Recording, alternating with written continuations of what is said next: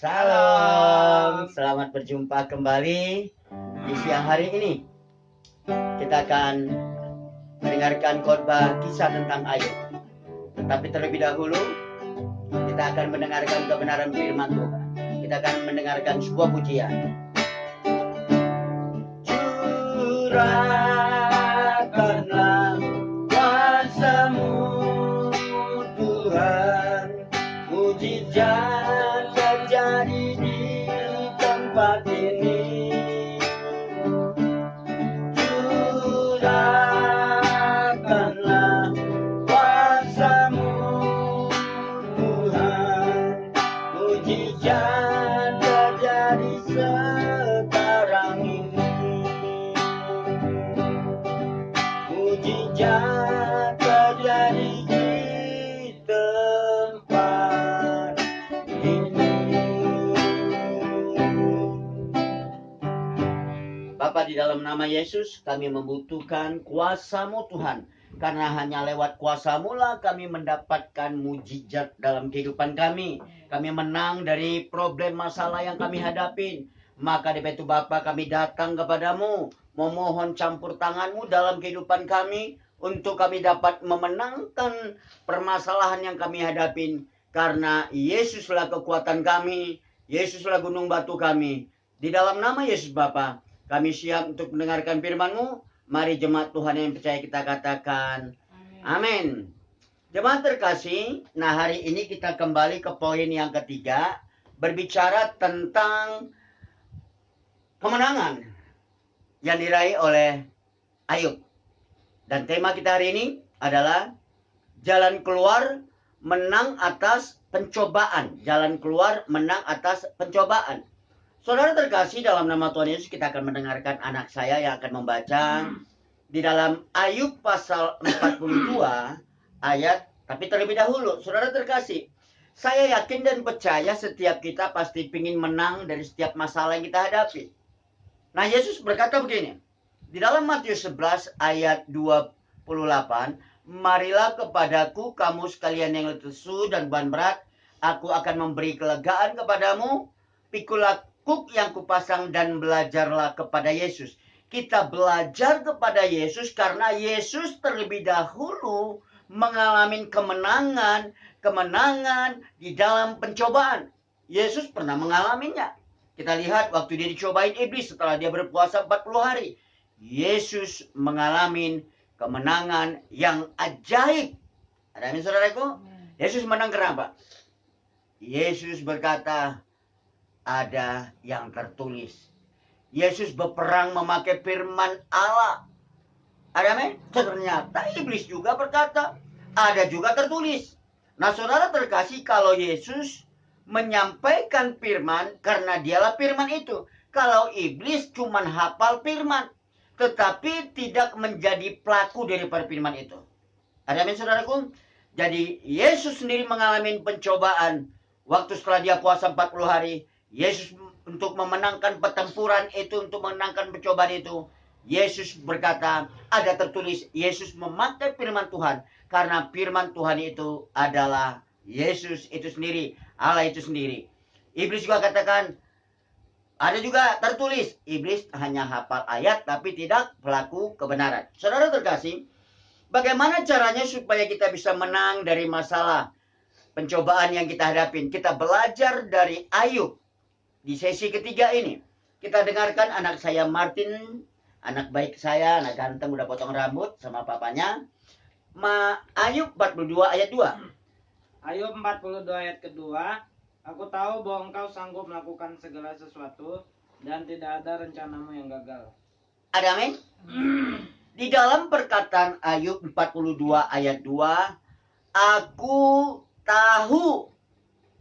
Artinya apa? Ayub memiliki keyakinan yang begitu kokoh kalau Tuhan yang disembahnya sanggup melakukan sesuatu untuk menolongnya. Bagaimana dengan saudara? Yakin nggak kalau Tuhan saudara mampu menolong saudara? Atau ragu? Saudara, masa iya sih bisa? Itu kan tukang kayu. Mungkin saudara berkata, Apa mungkin dia mau nolong saya? Saya kan orang berdosa. Saya kan udah hidup dalam dosa. Apakah mungkin dia mau menolong saya? Saudara terkasih, Ayub memiliki keyakinan kalau Tuhan yang disembahnya sanggup melakukan segala sesuatu. Bagaimana dengan saudara? Amin. Nah, saudara terkasih, kita lihat dikatakannya begini. Boleh baca, anakku Martin? Filipi 4 ayat 13. Segala perkara dapat kutanggung di dalam Dia yang memberi kekuatan kepadaku. Nah, saudara terkasih, di dalam kitab Filipi ayat 14 ada kata yang memberi semangat yang disampaikan Paulus kepada jemaat di Filipi pada saat itu. Apa perkataannya? Firman Tuhan berkata, segala perkara dapat kutanggung di dalam Dia yang memberi kekuatan kepadaku. Jadi kalau kita hidup di dalam problem masalah, seberat apapun masalah yang kita hadapi, perkatakan segala perkara dapat kutanggung di dalam Dia yang memberi kekuatan kepadaku. Jangan bilang, aduh susah banget nih masalah. Aduh parah banget nih masalah. Terjadi sesuai dengan apa yang Anda ucapkan. Amin. Maka dari itu saudara terkasih, perkatakanlah seperti perkataan Paulus waktu dia mengajarkan, waktu dia mengalami problem masalah yang begitu besar. Paulus banyak sekali mengalami pencobaan dalam hidupnya di dalam pemberitaan firman Tuhan. Saudara terkasih, katakan sama-sama. Ayo semua kita mengatakan, segala perkara, ayo ulangin kuat. Segala perkara dapat kutanggung di dalam Dia yang memberi kekuatan kepadaku. Jadi saudara terkasih, dikatakan segala perkara dapat kutanggung. Kenapa? Tuhan yang memberi kekuatan kepada setiap kita. Amin. Tuhan yang memberi kekuatan kepada setiap kita, bukan kita dengan kekuatan kita memenangkan permasalahan problem apapun yang kita hadapi. Tetapi Tuhanlah yang memberi kekuatan bagi kita. Sehingga kita berkata segala perkara. Nah, saudara terkasih, coba kita lihat satu contoh masalah. Kita lihat satu contoh masalah. Ada seorang kisah di Alkitab yang memiliki kepercayaan yang begitu kuat. Kita lihat. Kita dengarkan Martin membaca Markus 25 dan ayat Markus 5 ayat 25 sampai 29. Kami membaca bergantian.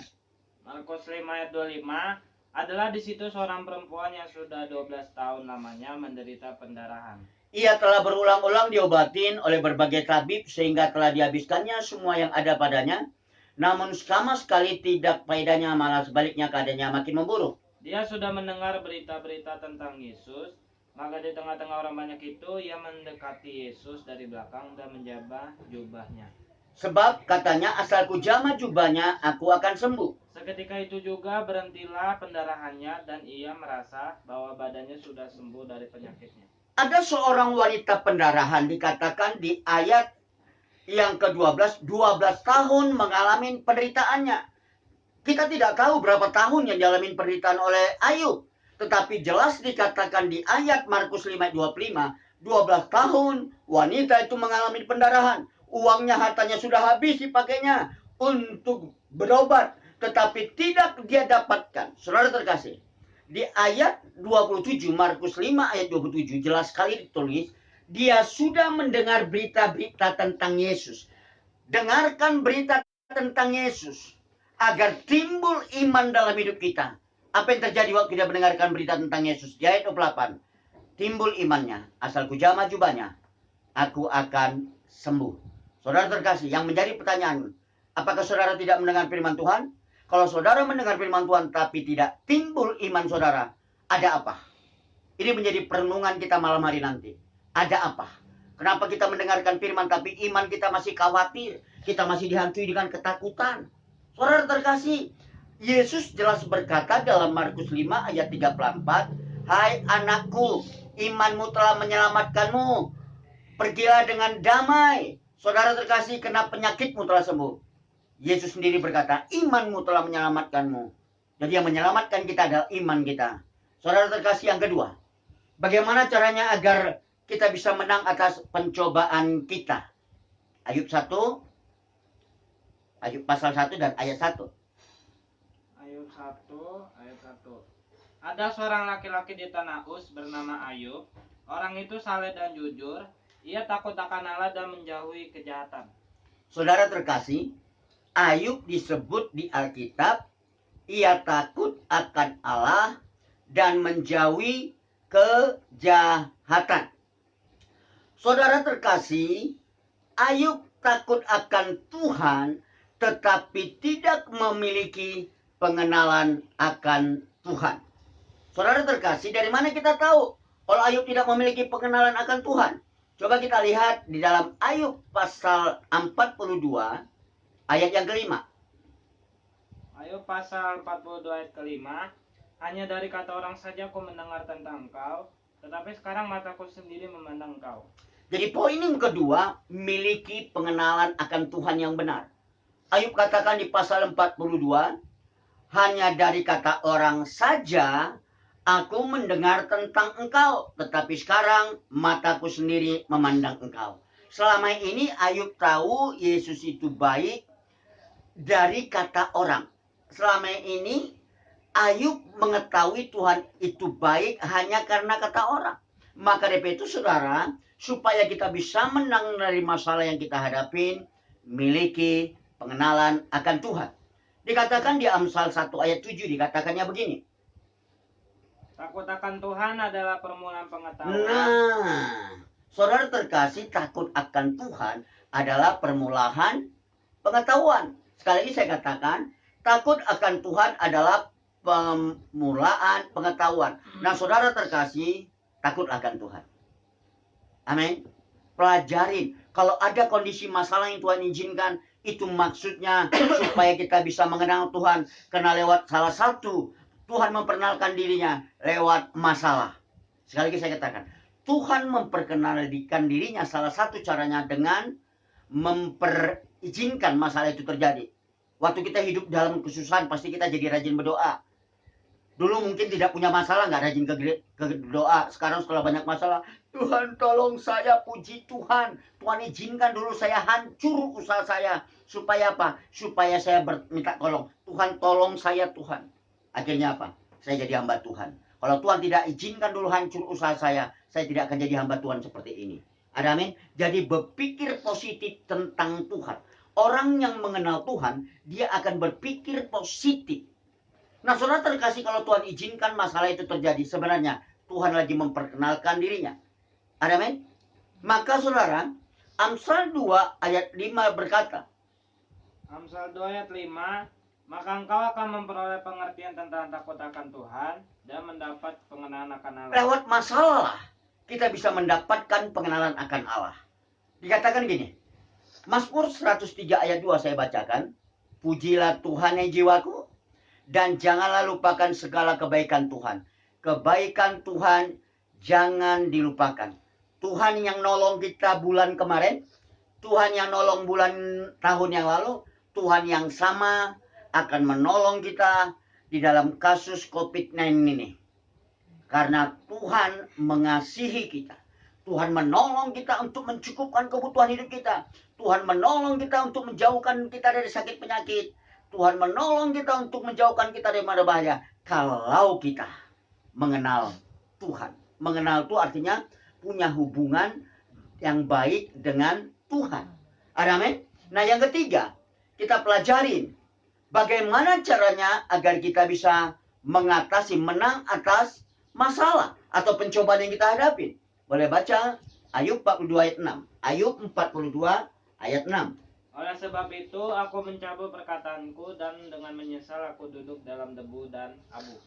Nah, saudara terkasih, Ayub berkata, aku mencabut, sebab itu aku mencabut perkataanku dengan menyesal dan duduk dalam debu. Artinya apa? Bertobat. Kita seringkali dalam menghadapi masalah kita nyesal, tapi pertobatannya nggak ada.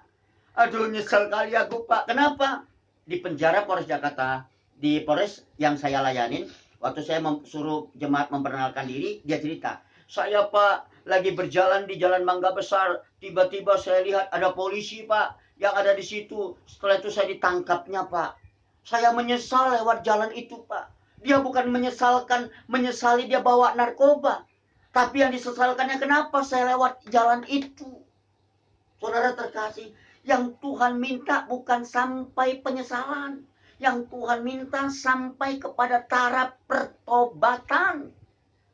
Halo, halo jemaat terkasih. Yang Tuhan minta bukan sampai taraf penyesalan. Naik setingkat kepada taraf pertobatan. Karena Yesus berkata, barang siapa kukasihi, ia kutegur dan kuhajar. Maka daripada itu, relakanlah hatimu dan bertobatlah.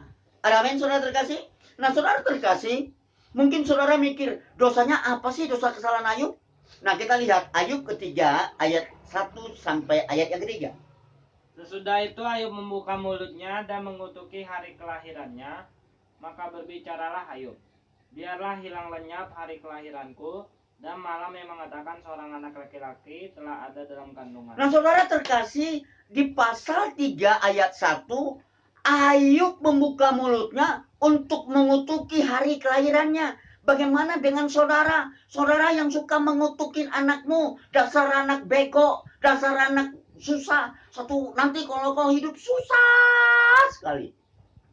Saudara, cabut perkataan itu. Karena itu adalah perkataan kutuk. Jangan bilang dasar anak bego. Jadi sesuai dengan apa yang kamu perkatakan. Saudara terkasih, cabut perkataan itu. Jangan lepaskan kutuk kepada dirimu. Aku tidak mampu, aku tidak sanggup, aku mau bunuh diri aja. Udah cerai aja kita. Cabut perkataanmu itu. Itu tidak mendatangkan berkat, tetapi mendatangkan kutuk, penghukuman daripada Tuhan. Saudara terkasih, hati-hati dengan ucapanmu. Hati-hati dengan ucapanmu. Seperti Ayub, dia katakan, sesudah dalam pasal 3 ayat 1 dikatakan begini. Sesudah itu Ayub membuka mulutnya dan mengutuki hari kelahirannya. Saudara terkasih, bahkan Ayub berkata di pasal 3 ayat 11, mengapa aku tidak mati aku waktu lahir? Atau binasa waktu aku keluar dari kandungan ibuku. Perkataan Ayub ini secara tidak langsung, kenapa kau izinkan Tuhan aku lahir ke muka bumi ini? Seringkali kita menyalahkan orang lain, bahkan kita menyalahkan Tuhan waktu kita hidup di dalam permasalahan. Ingat, Tuhan tidak pernah memberi cobaan kepada kita. Tuhan hanya mengizinkan. Di sesi yang pertama saya sudah jelaskan. Di sesi kedua saya sudah jelaskan. Pencobaan itu penyebabnya karena iblis. Sesuai dengan ayat yang ada di kitab Ayub. Di pasal 1. Yang kedua, pencobaan itu dari diri sendiri. Buka Yakobus 1 ayat 13. Jadi pencobaan itu bukan daripada Tuhan, tapi kita seringkali menyalahkan Tuhan untuk pembenaran diri. Tuhan, mengapa aku? Kita lihat Ayub 3 ayat 11. Dikatakan begini. Ayub berapa? 3 ayat 11. Ayub 3 ayat 11. Mengapa aku tidak mati waktu aku lahir, atau binasa waktu aku keluar dari kandungan? Nah, saudara terkasih, kesimpulannya dari kesalahan Ayub ini, apa yang harus kita katakan? Lihat Mazmur 37 ayat 7. Mazmur 37 ayat 7. Berdiam dirilah di hadapan Tuhan dan nantikanlah Dia. Jangan marah karena orang yang berhasil. Ya, sampai situ aja. Saudara terkasih, dalam Mazmur 37 ayat 7 dikatakan, berdiam dirilah di hadapan Tuhan dan nantikanlah Tuhan. Artinya apa? Kalau masalah menimpamu, kalau engkau hidup dalam problem masalah, berdiam dirilah, ambil waktu masuk ke kamarmu. Allah yang bersembunyi, Allah yang tersembunyi yang akan mendengarkan setiap doa-doamu. Amin. Allah yang di tempat yang tersembunyi akan menjawab doamu kalau engkau mau berdiam diri untuk berdoa kepada Tuhan. Karena memang hanya Tuhan yang dapat menolong kita. Tidak ada yang lain yang dapat menolong kita. Saudara, teman kita, siapapun mereka tidak bisa menolong kita. Hanya Tuhan. Tanamkan itu di imanmu. Tanamkan itu di hatimu. Yang terakhir, bagaimana caranya agar kita bisa menang atas pencobaan? Kita lihat di dalam Ayub 42 ayat 7. Saya akan baca bergantian. Martin ayat 47. Ayub 42 ayat 7. Setelah Tuhan mengucapkan firman itu kepada Ayub, maka firman Tuhan kepada Elifas orang Teman, murkaku menyala terhadap engkau dan terhadap kedua sahabatmu, karena kamu tidak berkata benar tentang aku seperti hambaku Ayub. Oleh sebab itu, ambillah 7 ekor lembu jantan dan 7 ekor domba jantan, dan pergilah kepada hambaku Ayub, lalu persembahkanlah semuanya itu sebagai korban bakaran untuk dirimu. Dan baiklah hambaku Ayub meminta doa untukmu, karena hanya permintaannya lah yang akan kuterima, supaya aku tidak melakukan aniaya terhadap kamu, sebab kamu tidak berkata-kata benar tentang aku seperti hambaku Ayub. Poin keempat yang terakhir, bagaimana caranya kita bisa menang atas pencobaan? Jangan, sesuai dengan Ayub 42 ayat 7 dan 8. Jangan simpan sakit hati atas setiap perkataan orang kepadamu. Jangan simpan sakit hati. Saudara mungkin bingung apa sangkut pautnya. Saudara terkasih, saya baca dulu satu ayat. Anak saya baca Markus 11 ayat 25.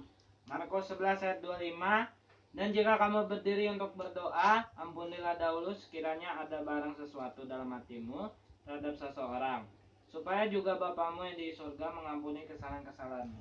Kita lihat, mengapa poin keempat, supaya kita menang dari masalah yang pencobaan yang kita hadapin. Mengapa saya katakan di dalam kisah Ayub ini, jangan simpan sakit hati atas setiap perkataan orang. Pada saat itu, Ayub punya teman 3 orang. Nah, temannya ini bernama Elifas, orang Teman, Bildad, orang Sua, dan Zophar, orang Naaman.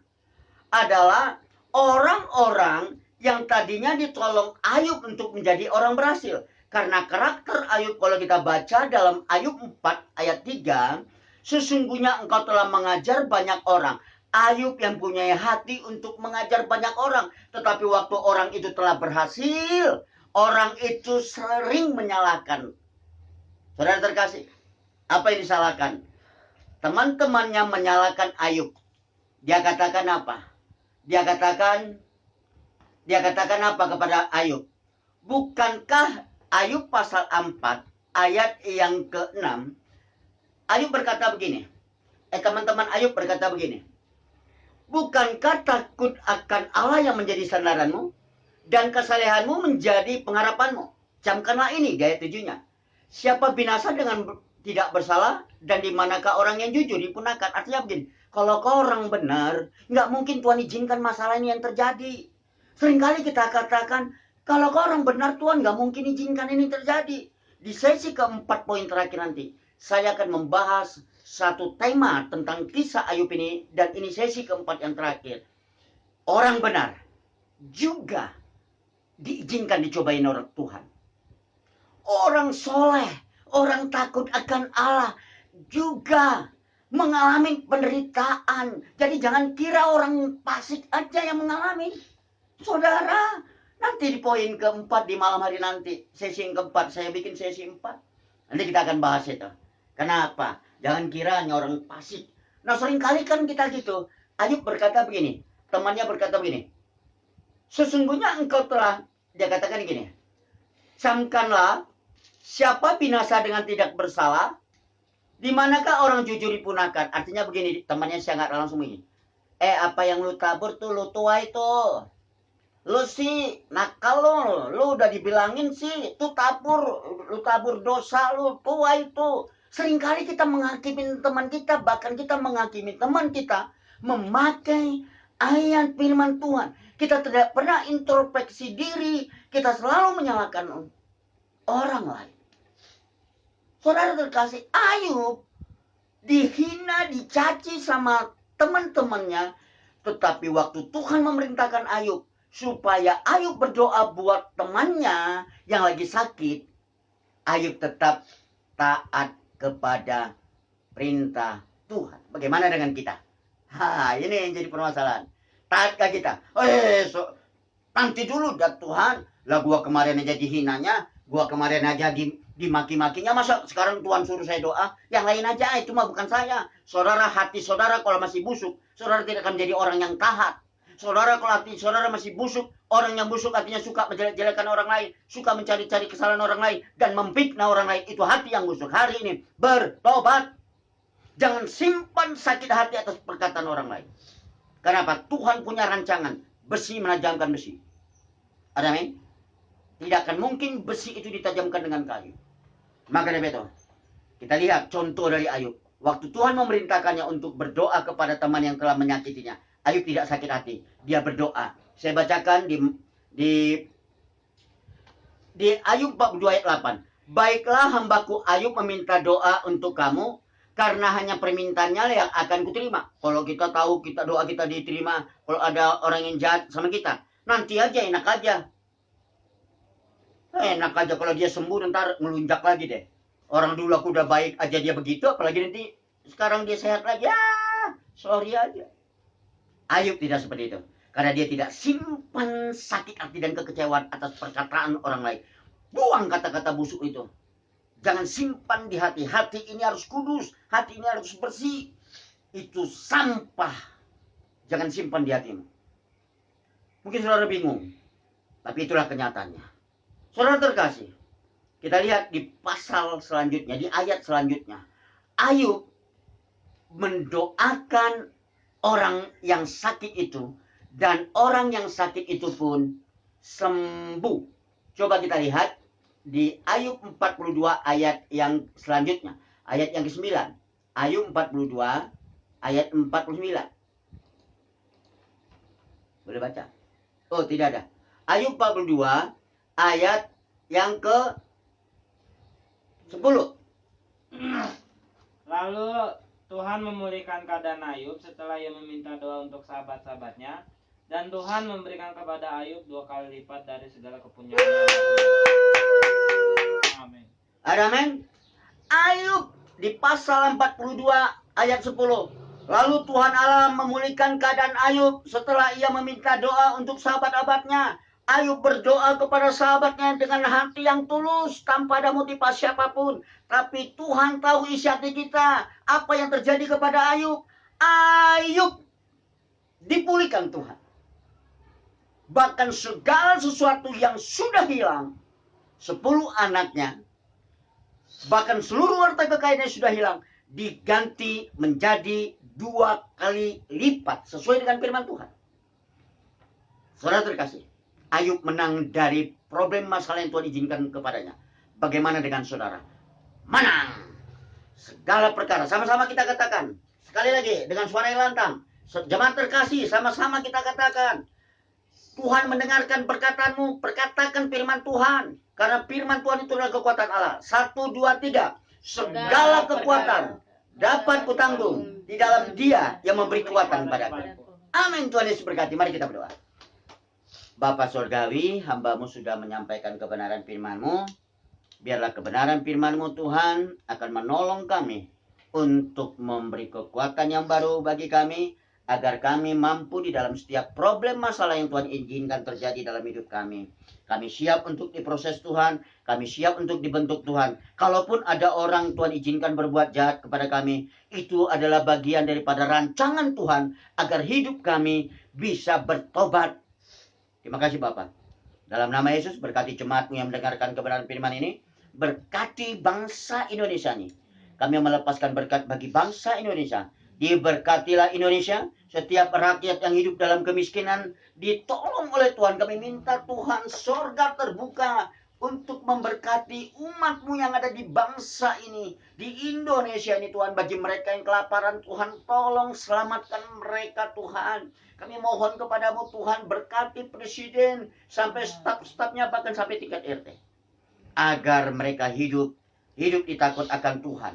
Tidak melakukan kesalahan, tidak mengambil momen untuk melakukan korupsi Tuhan. Terima kasih Bapak. Kami tahu kebenaran akan menyelamatkan kami. Terima kasih. Dalam nama Tuhan Yesus Bapak kami siap. Haleluya. Amin. Tuhan Yesus berkati. Shalom. Salam. Salam.